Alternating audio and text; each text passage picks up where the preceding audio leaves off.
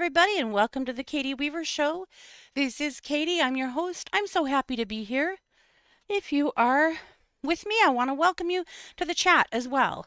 So, I am live streaming through Facebook and YouTube, and so either way, you can participate in the chat simply by commenting on this video. And my software gives me a peek at all of you, so I should be able to see your comments regardless.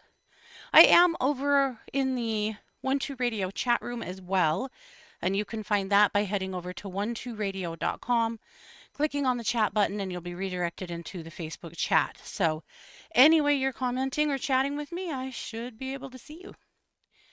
So that is what's up.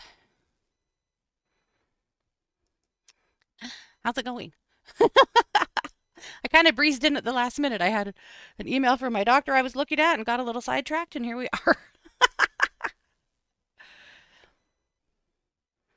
Like I used to be a better multitasker than I am now. I don't know. Anyway, all is well, and I'm just glad to be here. Yeah, how is it going? Well, we have water, so that's good. Last week on the show, I think I told you guys that we were having a problem with our we're on a well and our pump had no electricity, wasn't running water. And somehow in the process of something going wrong, most of our components got fried. So we replaced the pressure switch, we replaced the breaker, we replaced the pump on the well, everything. And we still did not have water. We went about 72 hours without water. And which we had lots of water in jugs and it was fine. It's just inconvenient and frustrating, but I know we still have it easier than many, so I don't want to downplay or get too dramatic. But finally, an electrician friend came over and helped Scott take a look, and as it turned out, it was the main power line that runs from the well that's in the front yard to the pump, or well, the well's in the front yard and the electricity's in the backyard. That's the easier way to say it. So there's a wire, of course, that snakes under the ground from one to the other, and that is what went bad. So he did help with a temporary fix until we could fix it entirely, which Scott did yesterday. So we've had water for days now, and now we have water in earnest. Because with the temporary fix, we couldn't really run our sprinklers. And we don't run our sprinklers a lot anyway, but we do have to water pigs and chickens and tomatoes, So, anyway, all is well. It is all fixed. A challenge for sure, but thank God for good family. We had plenty of help figuring it out and working it out. So that's where it's at. But yes, and now we have every new component available. Plus, it looks like our well was dug really good and deep. Our well's 50 years old, but it's deep, so we should have water in that well for a very long time because we got annexed into the city about 15, 16 years ago. So now if our well goes bad, if we had to have a building permit to dig a new well, we can't. We would have to hook up to city water. And who the hell wants to do that? I do not. For one thing, it would be so expensive. The frontage fees are so expensive. But also, then you get to pay them every month for water, which now we don't. We pay an electricity bill, but you still would anyway. So anyway, that's all. That's what it's about. I am just glad to be here, you guys. Our topic today, I love it. I love it a lot. So last week, Scott was showing me some videos online of people in Japan making traditional Japanese incense. And it made me think about making incense. I've made incense before, powdered incense, which I think is a very cool process, and I detail it for you in today's episode of Luminous, or edition of Luminous, but these are a couple of incenses that I have made in the past. This is one for abundance. They both are abundance. And I I purchased powders and some resins and used a mortar and pestle and ground them together and made my own, which is something you can absolutely do. And this is the way you burn them, of course, is on the charcoal briquettes, which you may have done in the past. But anyway, the Chinese or the Japanese ones are really interesting. It's a big process the way they make incense. That's your charcoal discs. So I was thinking about incense and making it in the past and how I'd like to do what we were seeing in those videos and make my own, but make it more like into cones or sticks. And you can do that with products. It's powdered tree bark. The most common one is called joss powder. And there's another one too that's used, matcha, not maca, maca. Yeah, I think it's maca powder. Really expensive. So I ordered Joss. But we were talking about how interesting it would be to go on a little excursion and gather local plants and whatnot and bring it home and dry it and grind it and mix it with Joss and create our own locally sourced incense. So that's what we're going to do for fun. But with all of that being said, it really made me start thinking about incense and how I feel about incense. So I have kind of a incense started as a scary thing for me. Bear with me. I know that sounds insane. You know, I was raised in the Mormon church. And what I'm going to say, I want to be clear, these are things I was taught from my grandpa. And if sometimes when I talk about what I learned in the Mormon church, I have other LDS people. Well, I'm not Mormon anymore, but LDS people that will confront me and say that what I'm saying is not correct or not true. I can only tell you what I learned at my church, at my ward, and from my family. So if it's not what you learned, I can't help you. So don't at me with any of that. Also, if you're Catholic, please don't let me offend you. These are just things I was taught as a kid. I don't believe this stuff anymore, but these are what things I was taught. So we were taught that the Catholic Church was the biblical great and terrible whore of the earth, and the old time Mormons in my family hated the Catholic Church. I think feared the Catholic Church. And one of the things that the Catholic Church did, incense. And so I was taught as a kid that incense was bad, that it was, if people were burning incense, it's because they were up to no good or because it was associated with the Catholic Church.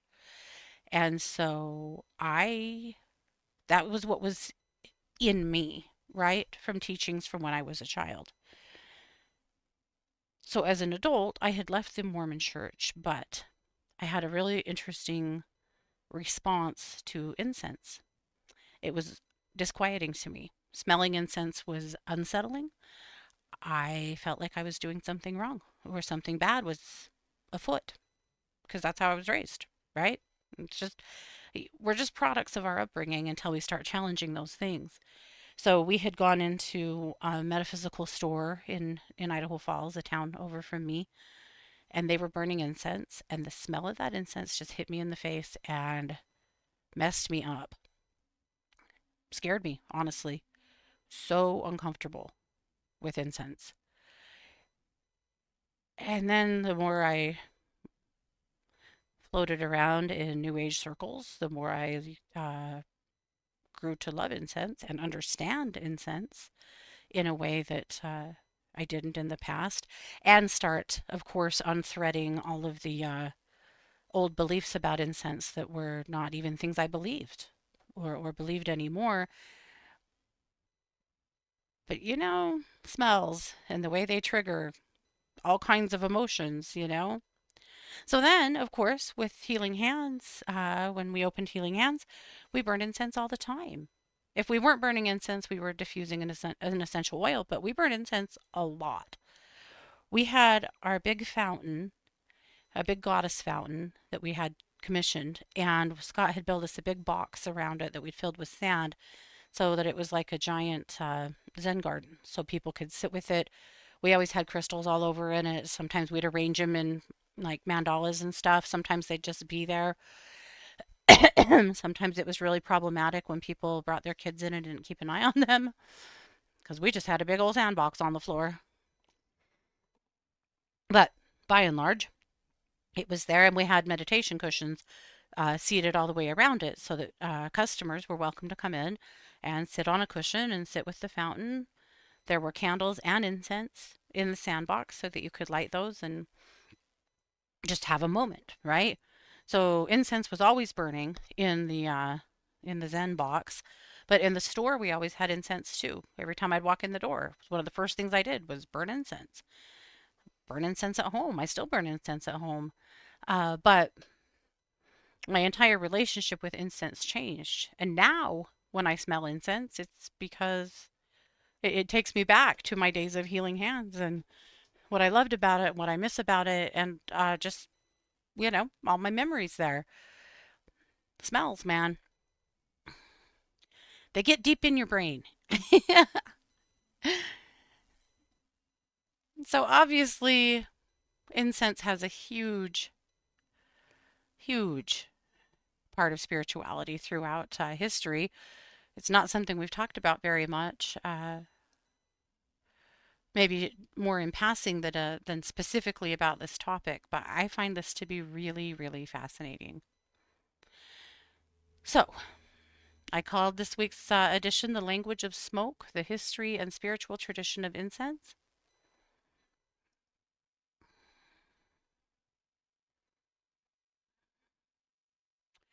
One thing I learned pretty early is what I didn't like. I love Chandan. Chandan incense, it's a ceremonial Buddhist or Hindu Buddhist temple incense, and it's really a sandalwood incense, but Chandan's what it's called. That is my favorite incense in the world. However, copal, just in the resin form, I love copal. I've always loved frankincense, and I love rose incense. Incenses I don't like, patchouli or lavender. Most specifically, lavender. I hate lavender incense. No offense to lavender. I actually love lavender in every other aspect except for patchouli or except for incense. Ugh, blah. But just like essential oils, there are so many different kinds of incense. You certainly can fulfill whatever need you have with it with something you do like, right? But those are just mine. So I'm curious to know what your faves are, or if you even burn incense or like it.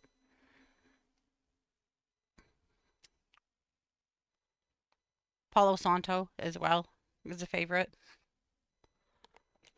Mm. But copal.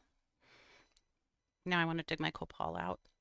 It's a resin, so you typically throw it on the charcoal disc. Mm. Okay. But do carry on. All right.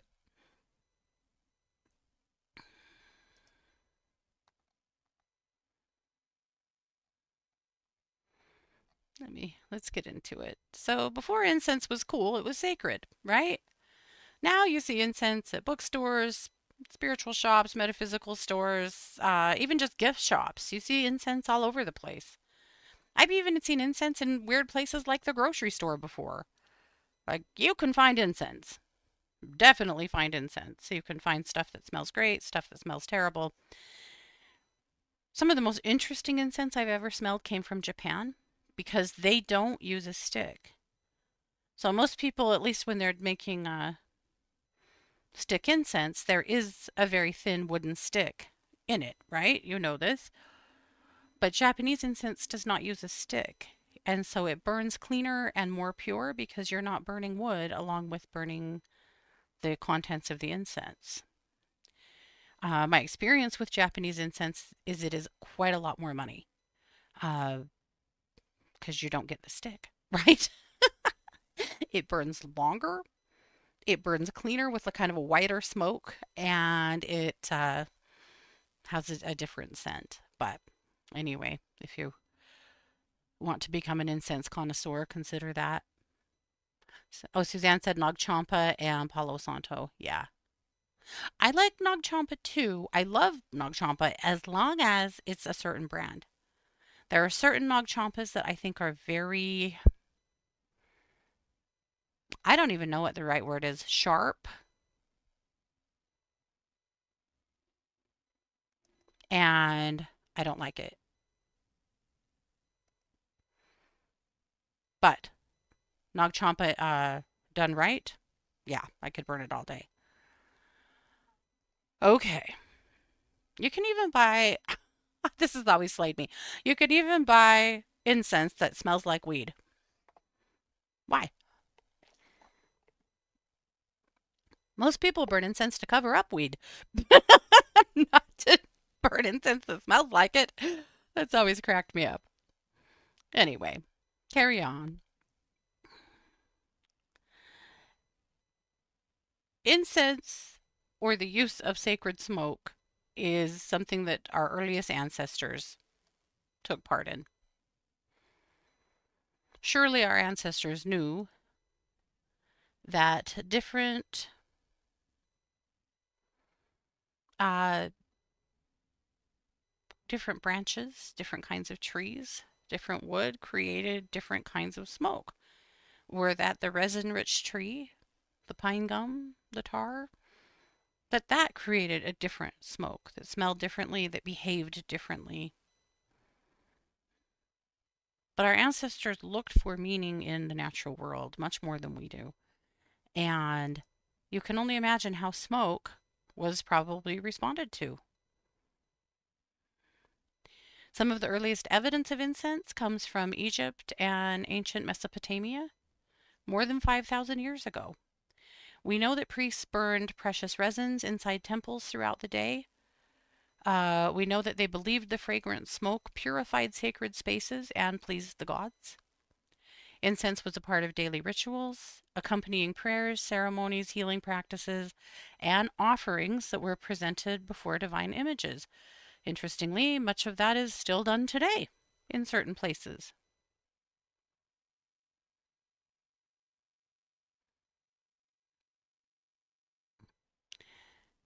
This was an interesting thing because a lot of what was burned in Egypt was frankincense. And frankincense was extremely expensive and prized. And they burned it in sacrifice. It was rare and precious, and they turned it into smoke so that it belonged entirely to the divine. And we'll talk a lot more about frankincense and myrrh and the trade around it, but we'll get there. Ancient Babylonians, Assyrians, Egyptians, Hebrews, Greeks, and Romans all had elaborate incense rituals. They used different plants that they believed to have different qualities, but it was kind of the same theme, right? Fragrant smoke cleansed sacred spaces, invited blessings, honored the gods, and symbolically carried human prayers toward heaven. Lots of different cultures with a very similar belief. Now we know that when someone lights incense in a cathedral or a Buddhist temple or a meditation room, or even just a quiet room in your home before journaling, that rising smoke makes you pause. When do you light an incense stick that you don't sit with the smoke for just a minute? Whether you're conscious or not of it, you do. Because of the properties of it, because it's magical, because it's interesting. So let's talk about frankincense. The resin worth its weight in gold. Frankincense comes from the boswellia tree. There's several species of boswellia trees, and they grow in the dry, rocky landscape of Oman, Yemen, Somalia, and parts of northeastern Africa. They grow on the cliff's edge. They grow in places that you wouldn't think anything could grow. That's where you find boswellia. They live in the absolute harshest conditions. So to harvest the resin, they make a shallow cut in the bark, and then over the following days, the trees will release this milky sap that hardens into golden droplets that have been known as tears. And once they dry, then they gather the tears by hand And that's how it's done. That's pretty much how it's been done for thousands of years. It was expensive because it's rare, because it's difficult to get to, because it only grows in very specific places, and because harvesting it is no joke.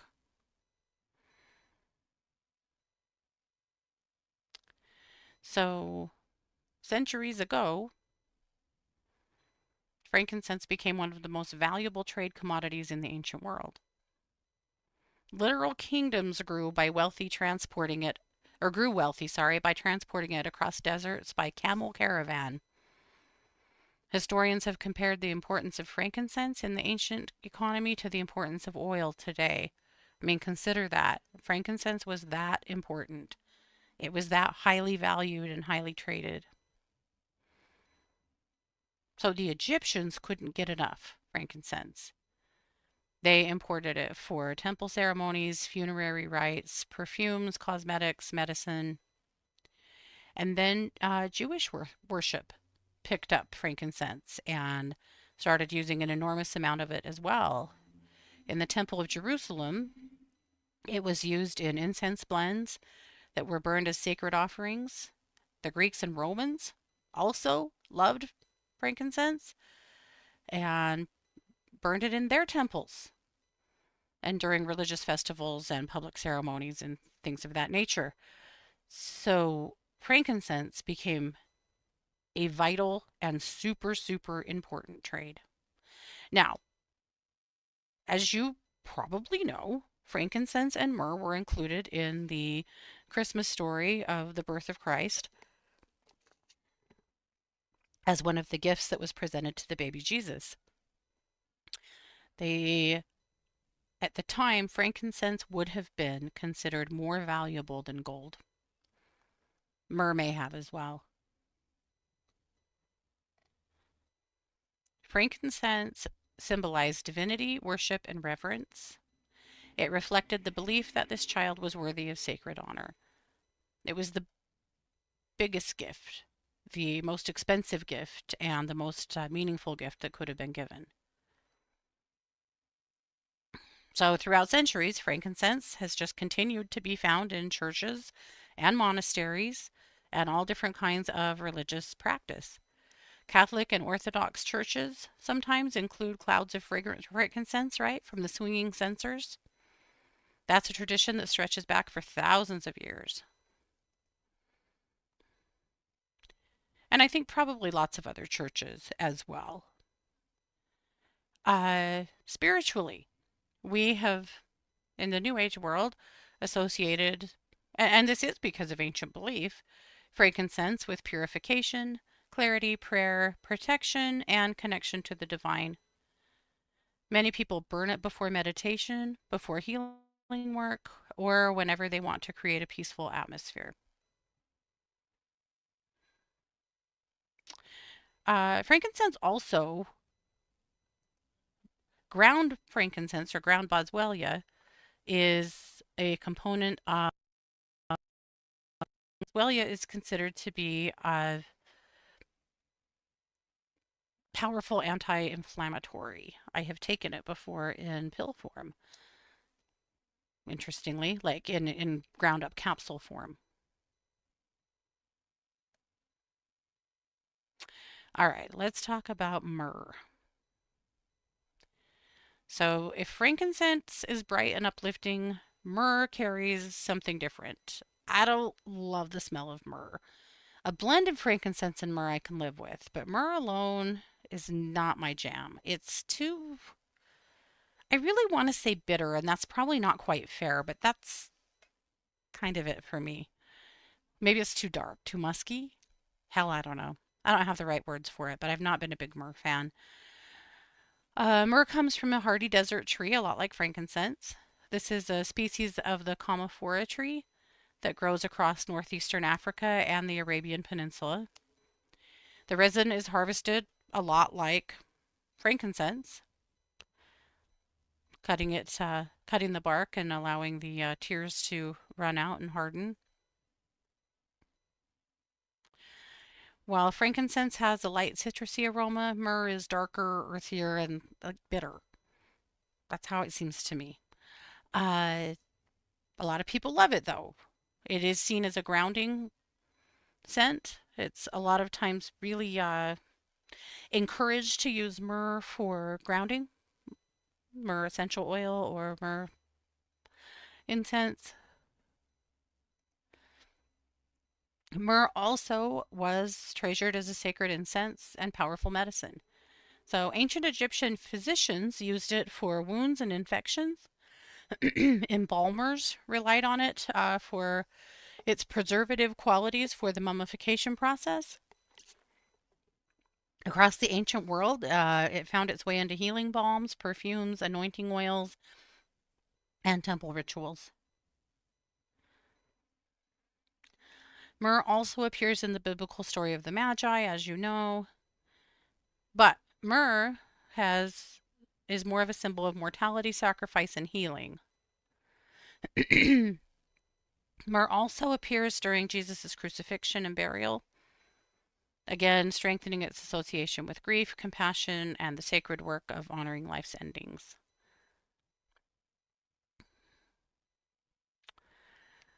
How about Kifi? Kifi is an Egyptian sacred evening incense. I don't think I've ever smelled this. It made me want to order some, and I probably will because I'm dying to smell this now. Maybe you have. If you have, please tell me. I want to know what you thought. But it sounds like it could have a varying recipe. So Kifi wasn't a single resin or herb. This was a very complex blend of botanicals, spices, wines, fruits, and resins that was prepared with extraordinary care. It would take days to make. So there were all kinds of like ritual and ceremony around it, like grinding certain ingredients at certain times throughout the day and for a certain amount of time and with certain prayers being said until it was finally put together into this fragrant paste that then was shaped and dried into the product itself. It was sacred work. This was carried out by Egyptian priests. This was super, super special and precious. So ancient recipes varied somewhat, but you're looking at something like frankincense, myrrh, mastic, juniper berries, cinnamon, cassia, sweet rush, raisins, honey, wine, cardamom, and aromatic woods. Right? We have to try this, right? We have to try this. Some recipes called for more than a dozen different ingredients. Really interesting. So Kifi was traditionally burned in the evening as the sun disappeared below the horizon. So ancient writers have described it as calming the mind, easing anxiety, and encouraging peaceful sleep and preparing people for dreams. The ancient physician Galen wrote about Kifi for its medicinal uses, and other ancient texts suggested it was prescribed to support digestion and respiratory health. Really interesting. Right, Tara? We have to try that. Got to find a really good seller. Yes, I'm so interested. But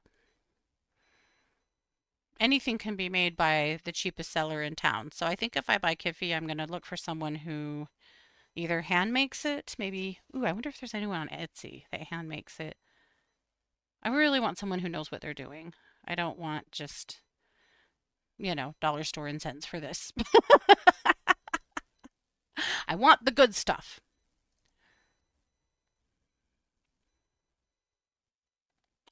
All right, let's talk about the incense roads. So, as we know, incense, particularly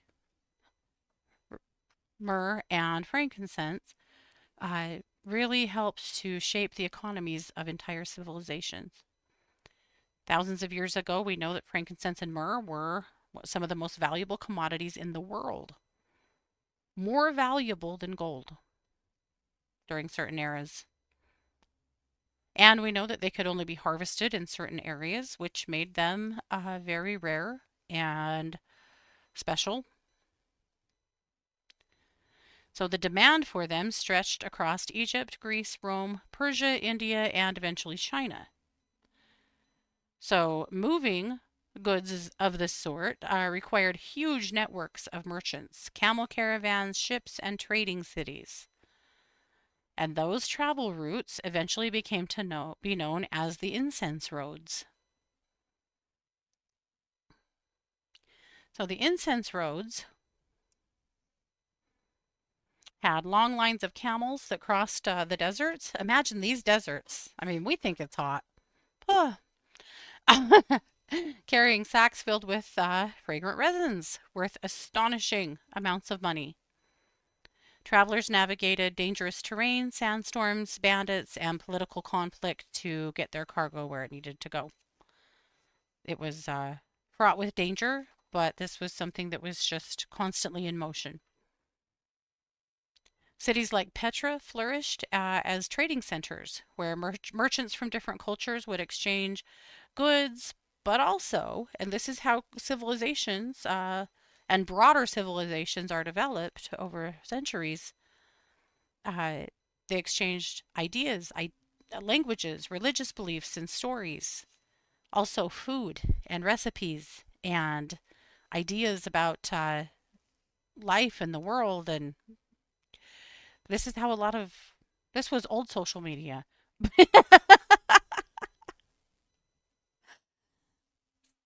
So, in many ways, incense became one of the world's earliest global industries. Is that not so fascinating? Right, hot and sweaty, but they smelled good. I agree. So then the incense roads connected to the Silk Road. What was the Silk Road? Well, it was similar for moving silk out of China. Well, out of Asia, I should say that. But this created an enormous web of commerce stretching from the Mediterranean to East Asia. This is where silk, spices, precious stones, ivory, and exotic animals and incense traveled from culture to culture, carrying traditions, ideas, people who might have traveled from one country or area to another and stayed. This is how we really started mixing it up. So a resin harvested in Oman might eventually perfume a Roman perfume, or a Jewish sanctuary, or a Buddhist monastery thousands of miles away. Pretty interesting.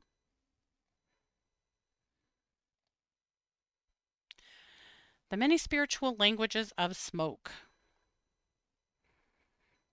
This is one of those fascinating things. We've talked about a lot of fascinating things this year uh, about how often different ideas in different cultures were the same means to the same end. And smoke is no different. We're talking about countless different cultures and countless years where people discovered that fragrant smoke seemed to transform ordinary spaces into sacred ones. They didn't believe the same things, they didn't worship the same gods, but the conclusions were basically the same. Smoke helped to create an atmosphere where people felt closer to the divine, perhaps to each other, perhaps to their own spirit. In Judaism, incense blends were offered within the temple as part of sacred worship. In Christianity, particularly Catholic and Orthodox traditions, incense continues to symbolize prayer rising toward heaven, while also honoring sacred moments during worship. Throughout much of Asia, incense became woven into daily spiritual practice. Buddhist temples are full of the fragrance of sandalwood. This is where worshippers offer incense before statues of Buddha. Hindu traditions uh, use incense during a lot of ceremonies like the puja, devotional worship, where fragrance becomes one with love and respect. In Japan, Incense became so refined that developing it turned into an art form. We're going to talk more about that. In China, Taoist temples often have used long coils of incense. Have you seen the coiled incense? That's pretty cool. That burns slowly for hours, representing continuity, devotion, and the steady rhythm of spiritual practice. Indigenous cultures, we know, using fragrant smoke, using what was locally available. There was a lot less trade in indigenous cultures. It was much more about using what was local to you or within the hoop or circle that you traveled. But things like uh, sage and Palo Santo and juniper and things like that became a part of their spirituality. Let's talk about the way of fragrance. This is Japan's kodo. So this is what's so fascinating to me.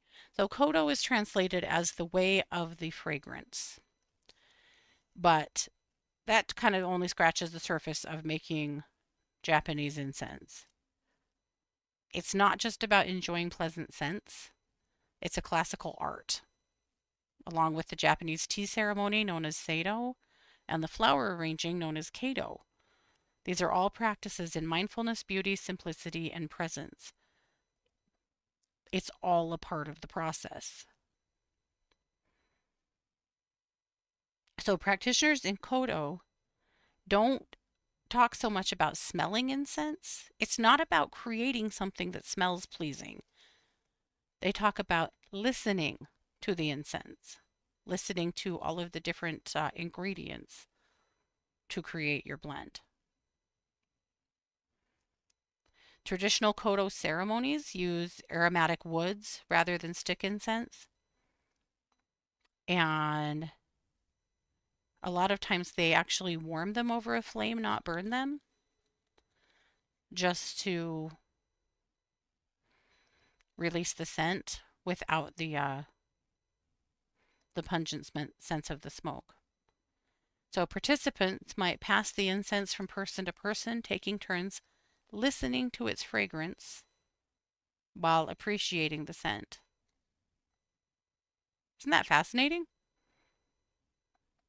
Some gatherings even include games where participants attempt to identify different aromatic woods entirely by fragrance. It's an exercise in awareness, being quiet, being present, listening, smelling, using all of your senses to be able to figure out what it is you're experiencing.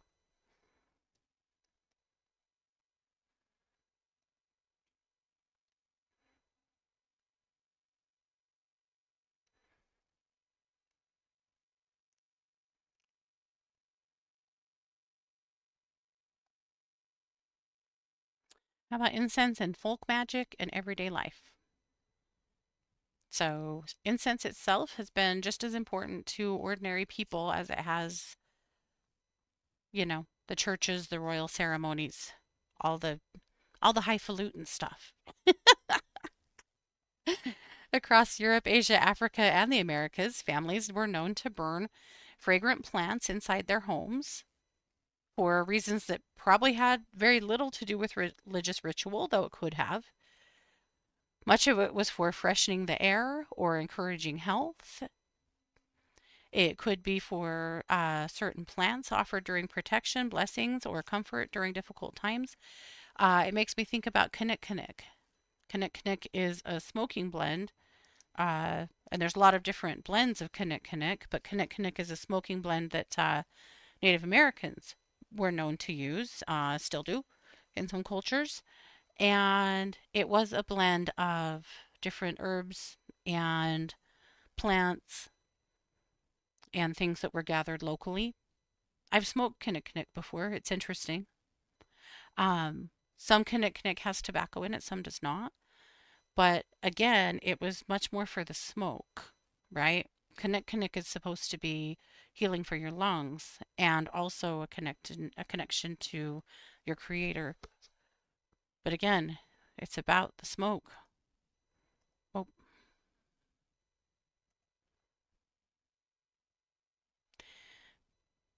We know that in North America, sage was burned for purification. Pine resin filled cabins with clean resinous fragrances during winter months.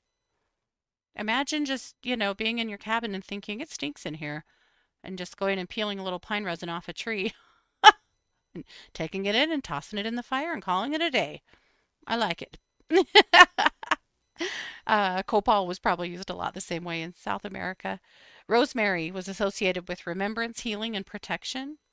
Lavender was tucked into linens and added to fires or included in incense blends to encourage calm and peaceful sleep. As you know, I don't like lavender. Yes, but only in incense form. Lavender can stay in every other way, including in my coffee. I drink lavender cream coffee frequently. So there's no right incense. There's no most spiritual incense. This is has everything to do with what works for you. So you do have to try a few things probably. And one of the challenges with incense, I think, is that it smells differently on the stick or in the cone than it does once it's lit. Have you ever smelled just common sage that's lit versus just, not the same thing at all? Same thing with incense in general. So you really have to be able to burn incense and stay with it to decide if it's something that you want and like or that you don't. If you find yourself only tolerating an incense smell because other people said it was what you needed or wanted or was great, don't. There's too many cool things out there to just tolerate anything. It should be something that you like, that actually makes you feel good.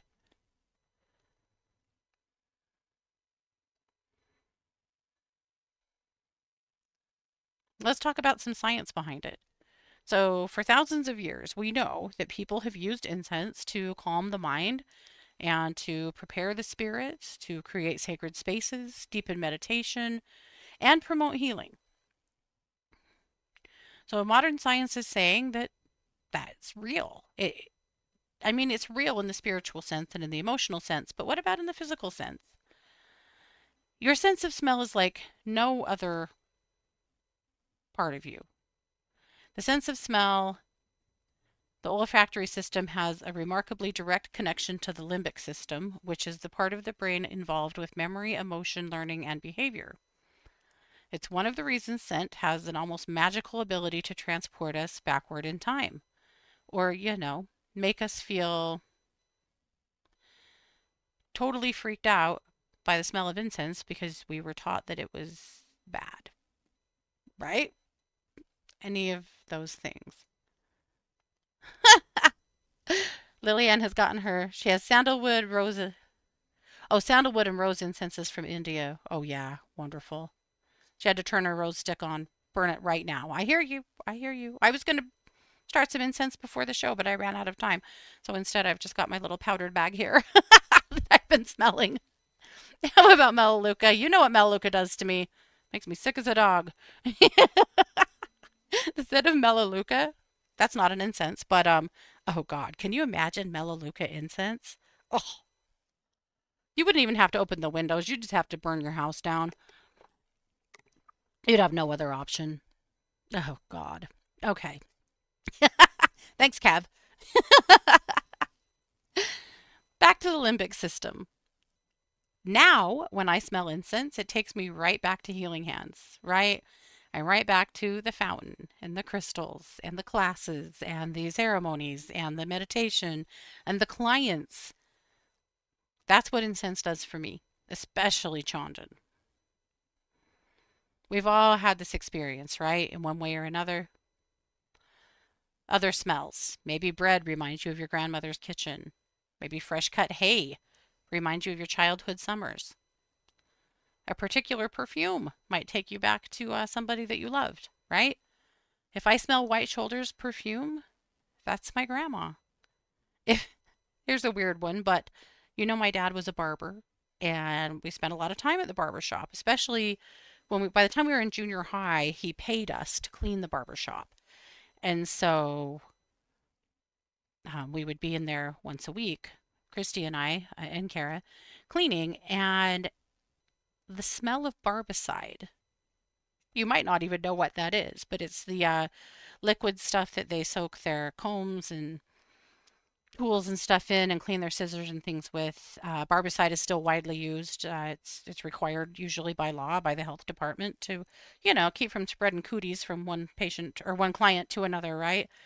Barbicide has a really distinct smell, and anytime I have gone into a salon, I get a whiff of that barbicide and I am straight back in my dad's barber shop. It's just those kinds of smells. How about wooden pencils? Do you go straight back to grade school? Or crayons? Probably. But fragrances create emotional landmarks in our lives. And that may be of a spiritual practice for so many thousands of years. It may just be the magic of it that science won't ever really be able to pin a finger on, right? So, how do you bring incense into your own practice? Well, you just do, honestly. Sometimes it's just simple as using things for specific things to create specific intentions. For example, I like to burn chandan when I write. I might decide to use something else for doing a reading or a quiet cup of tea while I watch the birds out the window. You may have certain kinds of incense that you want to set apart for certain things. There's incense for lovers. There is incense for studying. There's incense for calm and peace. There's incense for recovery. There's the possibilities are literally endless.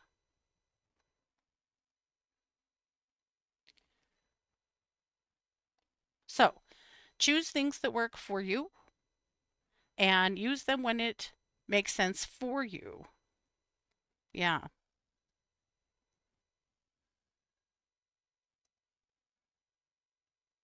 Now, if you've not experimented with loose incense before, don't be freaked out by it. This is simple. You can make whatever you want. Just make sure that whatever plants you're using you know are not poisonous. Don't make incense out of poisonous plants. I feel like I shouldn't have to say that, but I'm saying it anyway. And it's easy enough to go to Google and say, hey, Google, are marigolds poisonous or whatever, right? Like you need to double check, and that's on you. That's your responsibility. I'll give you one: nutmeg should be used very, very sparingly because nutmeg smoke can get you high and then make your head hurt so bad you'd like to just die. Ask me how I know. Um, but be careful with nutmeg. But again, if you're going to make loose incense, there's never been a better time because A, you can find lots of recipes, and I'm giving you some today, but you could come up with many more online. But you can also do a quick search on anything you want to use and make sure it's safe for you to burn and inhale. That's all. So be smart, be safe, don't do wild things, but don't be intimidated. You could also just do a single resin, like frankincense or myrrh or copal or sandalwood for that matter. Well, dried flowers, woods, spices, resins. Again, you can make your own blends. You need a brick or a not a brick and mortar, that's a building. Uh, you need agar wood, yeah. You need a mortar and pestle. And you can get a mortar and pestle if you don't have one. They're not that expensive. But in my experience, a marble one is really good for this because you can get wood ones too, but I just think the marble ones do better. You can also just use a coffee grinder if you'd rather. However, you'll probably be stuck using it for incense forever and not go back to using it for coffee. It kind of muffs stuff up. All that resin is very sticky, and so it kind of I don't I don't know. Maybe you could clean a coffee grinder after doing that. I'm not sure that you could. But coffee grinders themselves are what, 15, $20. So not insane to just buy one that's specifically for that. However, and maybe this is a bit of a purist attitude, but I kind of like the idea of using the mortar and pestle because it seems a little bit more authentic, more of a return to your ancestors than throwing it in a coffee grinder. But maybe your hands can't do it.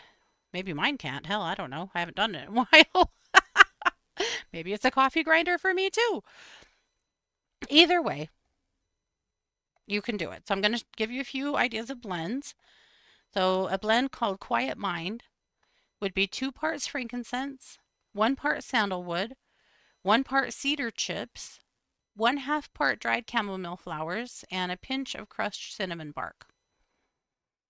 And then again, you would just grind that all together, and then you just throw a pinch of it at a time, if you're going to keep it loose, a pinch of it on one of your charcoal discs. Now remember, with the charcoal discs, these suckers get hot as hell once you've got them lit. If you touch it, you're going to get a 3rd-degree burn. Again, ask me how I know. I have hurt myself with incense and essential oils more times than I will ever admit, just by doing stupid things.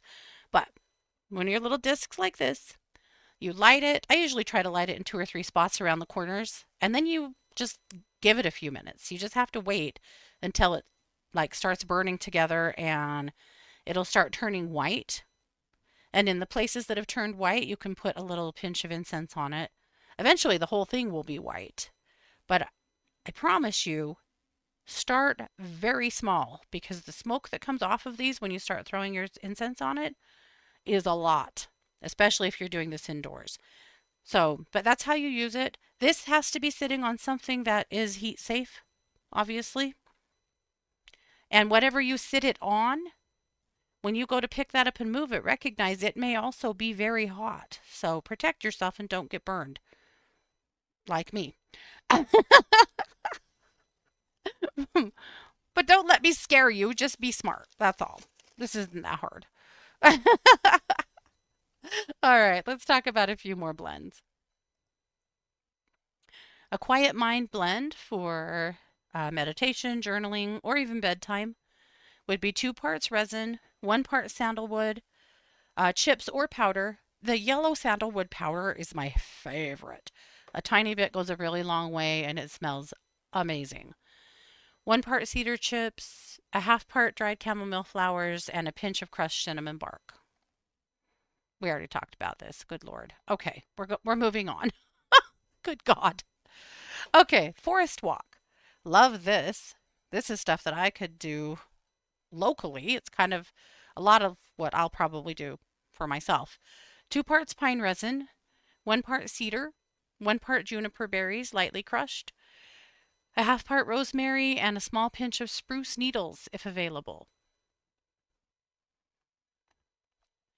Morning light. This is a good uplifting blend for beginning the day.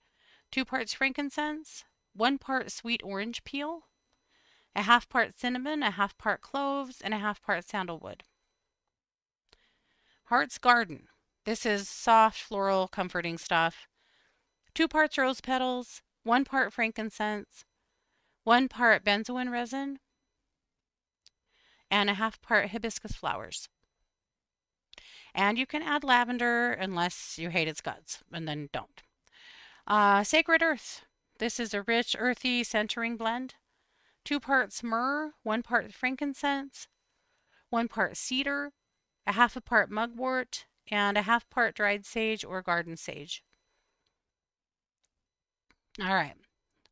Now we talked about how to use it. You can also get an electric incense warmer that doesn't burn. So if you'd rather not burn incense, maybe you can't do the smoke, maybe where you live doesn't allow smoke. There's a lot of reasons why you might not be able to burn incense where you are, or might not want to. The electric warmers are awesome because they just heat everything. So the scent is different because things aren't burned. However, the heat just releases the oils, the essence of your blend, and that actually is pretty amazing as well. If you live with animals, they should always be able to get away from it. The same goes for essential oils and diffusing essential oils, but if you live with animals, you don't ever burn incense if you have birds, ever. If you have birds, you don't do incense or essential oils, period. But with dogs and cats, you're good as long as you're not using something toxic to cats. Research that if you have cats. But they should just be able to get away from it. So don't like lock them in your bedroom with a stick of incense burning that they can't escape. Remember that their sense of smell is much, much more heightened than yours is. So they should be able to leave, go through the doggy door, or get to a different room at least, and get away from it if they choose to. And they may not. It might not bother them. It depends, right? Maybe they don't like lavender incense either. But you know what I mean. Be careful with that.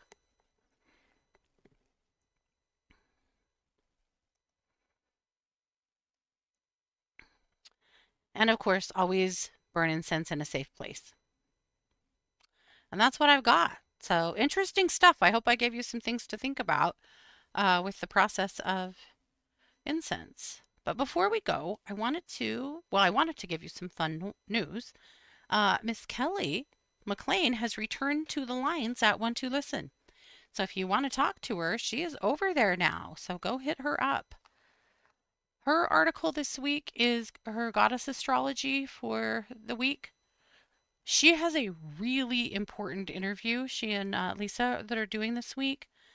So next week we'll be able to talk about it and share it, but you're going to want to listen to her podcast. I'm just telling you that. It's so good, the work that she's doing. I love it. But yeah, watch for Kelly. She's back. I'm so excited. My tip of the week, I did put together an additional incense recipe card for you with some other ideas of things you could make. Christy's energy exercise this week is energy breathing. And of course, there's plenty of crime over at True Crime Squad and plenty of meditations over at Planet Meditation. So you can look for those. And hopefully, this edition of Luminous was interesting for you and gave you some ideas. That's my hope. And that's what I've got. So, just a quick reminder that I am a professional psychic advisor over at one2listen.com. You can literally find me there daily, chatting and on the phone lines. If you go over there and I'm not there, just do a callback request or a chat back request. And as soon as I sign back in, the computer will call you and we'll connect. So, easy enough. If I'm not there, I'm probably on a podcast. So, you can find me one way or another over at One Two Listen, which is number one, number two, listen.com, and look for me, Katie Weaver. And that's what we do. All right, guys. Thank you so much for being here. Thanks for being a part of my process. This has been yet another production of The Katie Weaver Show. Take care.